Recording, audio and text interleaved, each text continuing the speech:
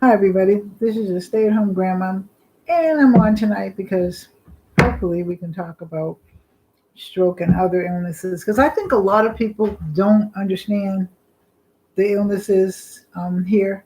I'm going to go away for a minute because I have to turn off something, and I'll be right back. Okay, so play nicely with one another when I get here. Okay, till I get here.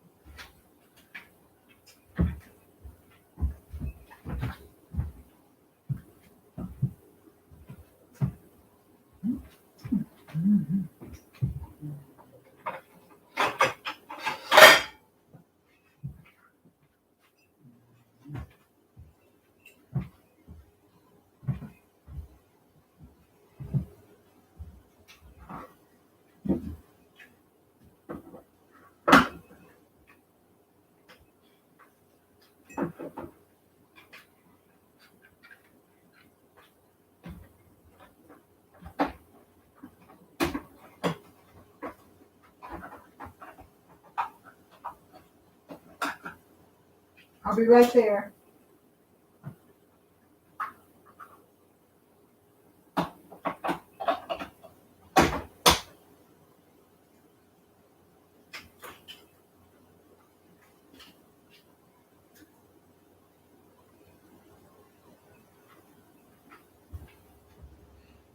Hmm. Sorry about that.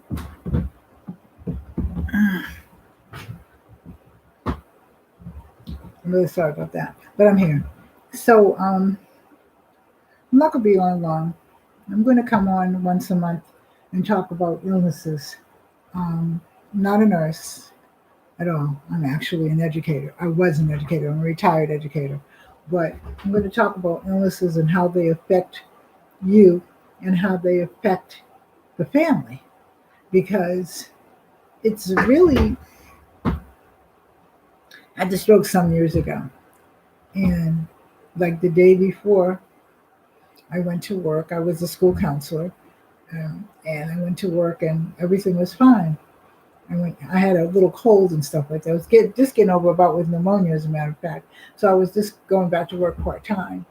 And the day before I was fine, I went to work. I came home. I went to sleep. When I woke up, I went to comb my hair, and the brush got falling out of my hand. And I kept saying to myself, "What the heck is wrong with me?" And then when my husband, I went and I said, "Well, let me lay back down. Maybe I'm still tired." So I called the school, and I said to the school, "I'm not coming in today." And my secretary said, "Who is this? What is this?" And she said, "Because we had so many foreign parents and foreign students, she just figured it was somebody that she just didn't understand." So I said, "Well, now she didn't understand me. What's going on?" Anyway, my husband came in and he noticed that my face was all to one side. And he said, "Come on, you had a stroke. You got to go to the hospital." That's when it all started. The recovery for me has been not easy, but it's not been hard. But I think um, when you're dealing with a lot of pain and anxiety, and everybody's so used to you being on the go and moving, they don't know how to deal with you. And I found that that was kind of hard. It was kind of frightening, but um, and some people didn't want to deal with me. You'll also find out a lot of times you'll get sick and stuff like that, and people will not want to deal with you. Will not want to deal with you at all. I think because they don't know what to do. They don't know what to say. They don't know how to feel. I guess I don't know. But my husband and my kids and my granddaughters at that time, just kind of rallied around me and did what they had to do. Um, it was said by the doctor that I wasn't going to walk, I wasn't going to talk, all that. Well, I did. I walk with a limp, but that's okay. I'm still trying to get my balance and stuff straightened out, but I will get it done.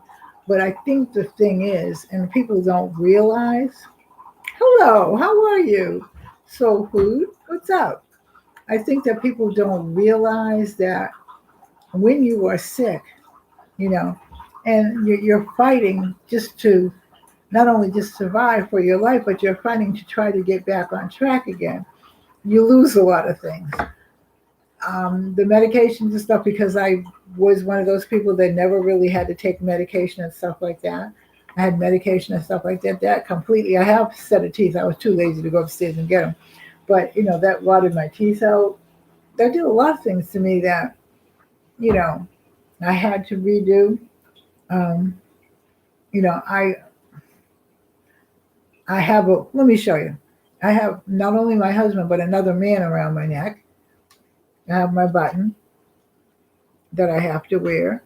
I mean, it changed the whole, I want to say the whole complexity of how I lived before it.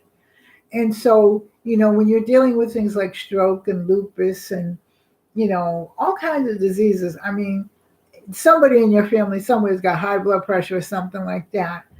That in and of itself, okay, is the start. The high blood pressure is the start of a lot of things anyway, okay? And my pressure is fine and everything like that, although I do take medication for it. We've gotten down to 3 medications and I'm fine with that. I take one in the morning for high blood pressure and one at night, which actually relaxes me and helps me to sleep.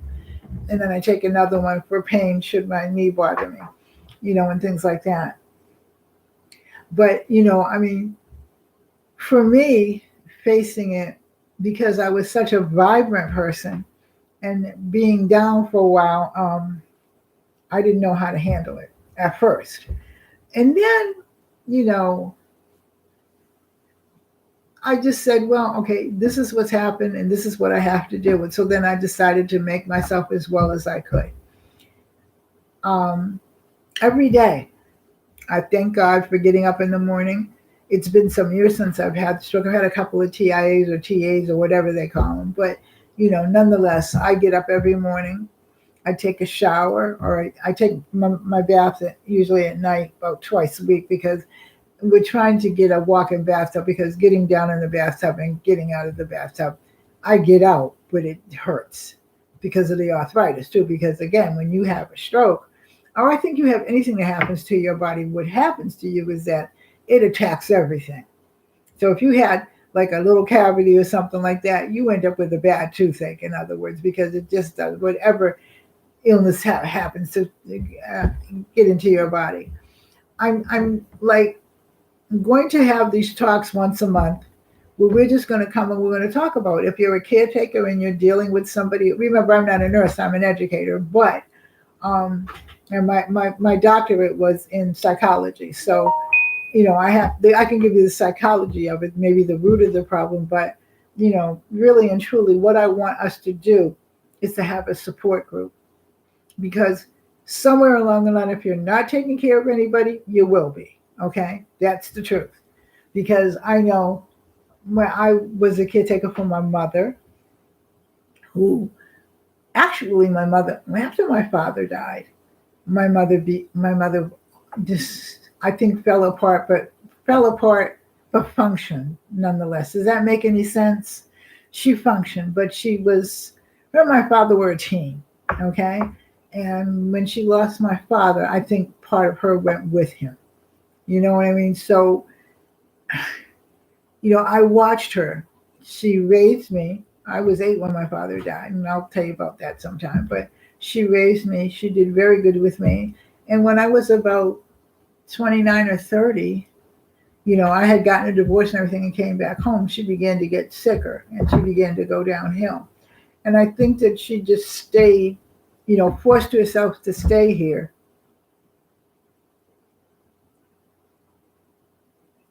Yeah, yeah. I'll talk to you about that in 1 minute. But when she forced herself to stay here until I got grown and I got to where I could take care of myself, so to speak. And then she died. Okay.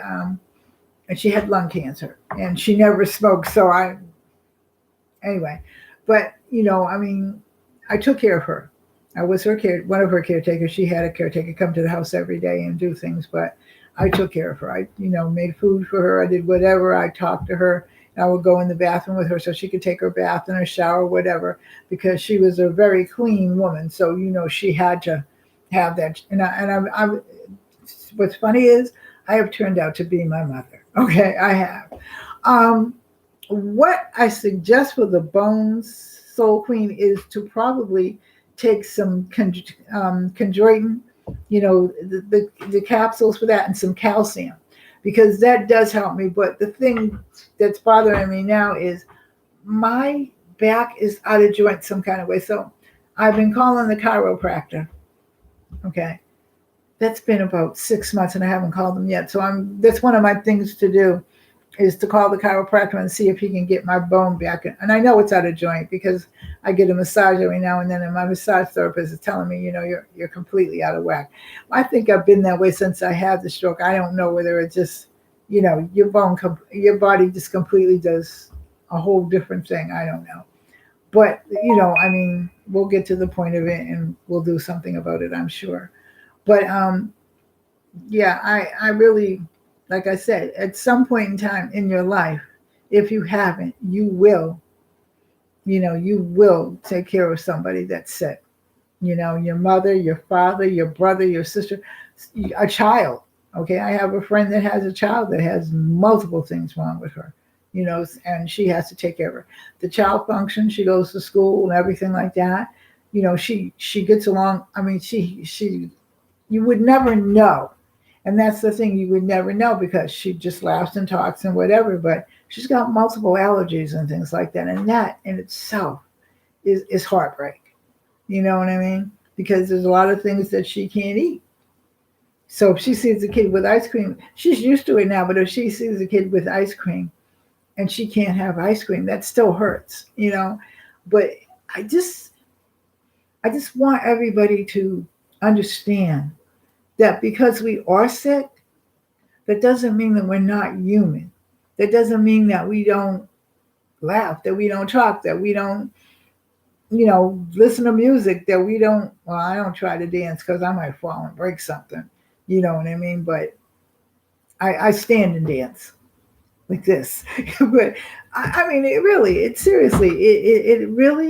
really kind of boggles me because when I was out of work for about 2 or 3 months and then I went back to work.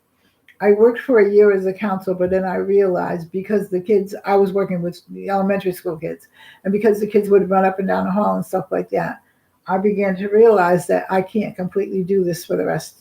I was going to do another 2 years or 2 or 3 years and then stop. But I said to myself, no, this is not going to work because if I fall to something like that, whatever. So I retired early. I was supposed to retire in 5 years. I retired early. I worked part-time at the college, so I did do that for another 2 years. And then, of course, I was a pastor of the church. I did that for another year and a half, and then I stepped down and let somebody else take it. So I gradually walked away from everything. And I'm glad I did. You know what I mean? I'm glad I did because I've been home. I gave up my car because I can't go out without anybody because I have to have this and whatever. So my husband drives me to shopping and stuff like that, or my daughter takes me shopping, or my granddaughter takes me shopping. And I really don't mind being home. First of all, I'm thankful I'm here because the way that doctor was talking, I wasn't going to be here.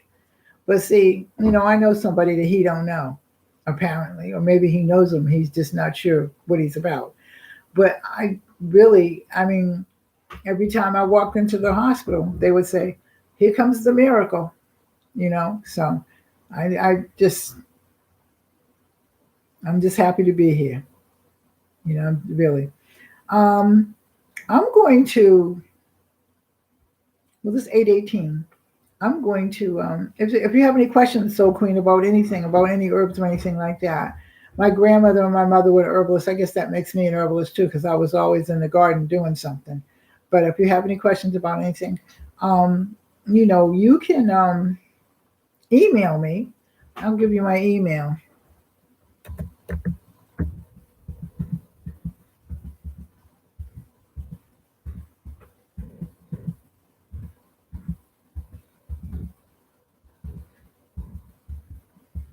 I'm putting it in. And I'm I'm working on my garden out there in the yard. I brought it up on the deck because I can't. Well, I can kneel down. It's just a fact of getting back up again, really. So every day that I make a list of things I want to do, okay, and every day that I want to do it, like yesterday, it rained. Okay, I mean seriously. So I've got a lot of gardening to do. So hopefully tomorrow it won't rain. Food. Are you in Mississippi? Are you in Mississippi, Soul Food? I was just wondering because I thought you were in Mississippi because that's where my father's from.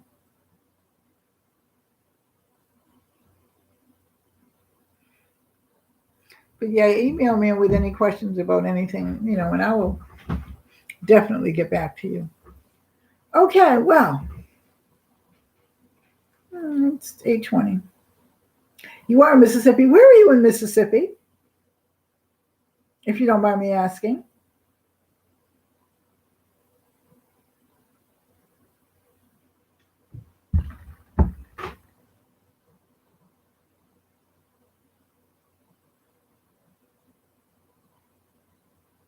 Jackson. Okay.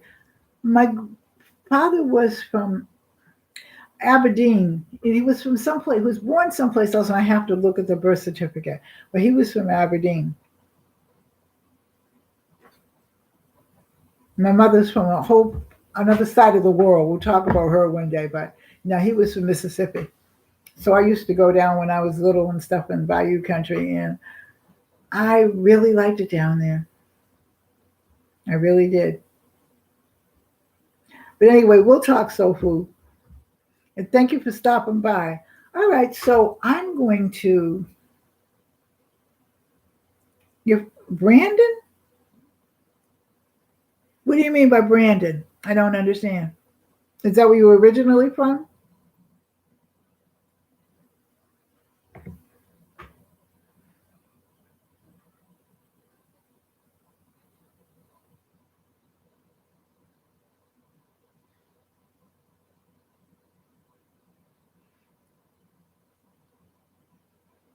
Because I lost track of a lot of his family, and most of them are probably because